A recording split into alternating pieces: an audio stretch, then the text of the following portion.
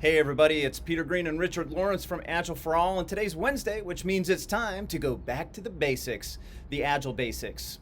This week, we're looking at the top 5 retrospective mistakes we see in our coaching. All right, the first retrospective mistake that we see all the time is not doing them. Don't skip the retrospective.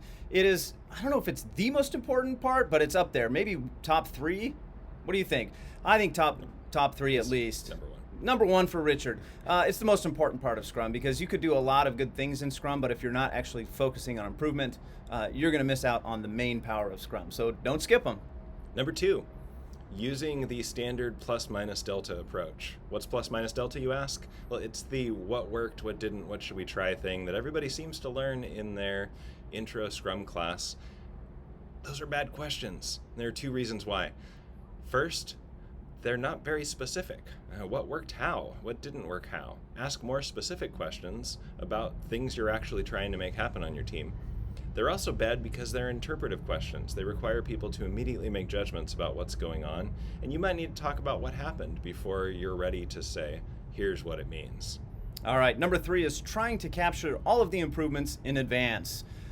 This is a bad idea. As tempting as that might be to make the meeting go faster, it's a bad idea because, again, you're asking people to make judgments before you get to the meeting. And what we want to do is capture a set of shared observations, real data about things that happened, and then start to make interpretations together and make decisions together. So we want to draw conclusions together, and if we ask people for all of their improvement recommendations before the meeting happens, then you don't even need the meeting, and that takes us all the way back to 1, and you skip the retrospective, and don't do that. Number 4, facilitating and participating at the same time. Even if you're an advanced facilitator, this is really hard to do well. So if you've got strong feelings about what you're going to talk about in the retro, you're not ready to facilitate it. Get somebody else to help you out. A lot of our clients will pair up with a Scrum Master on another team as a facilitation buddy, and you can jump in for each other for those retros where, for one reason or another, you shouldn't be the facilitator.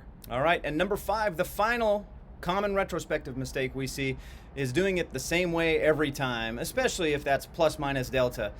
Don't do it the same way every time. That is boring. You're going to get poor results. What you need to do is vary it. You're going to get different types of information if you use different facilitation techniques. So there are a lot of different ways that you can get at this. There are lots of resources online that you can find. Our good friend Adam Weisbart, shout out to Adam and his product Recess, which is a subscription product where he'll send you a new retrospective box once a month and keep things fresh and find interesting things to talk about at the retrospective. So those are our 5 retrospective mistakes in our Agile Basics Wednesday series. If you enjoyed the content, go ahead and subscribe to our channel and like this video. Share it with friends if you think they'd find it useful. Thank you. Want to learn more about how to facilitate more effective retrospectives? Coming soon, we have an online course on effective retrospectives. Make sure you're on the Agile for All mailing list to be notified the moment that thing releases.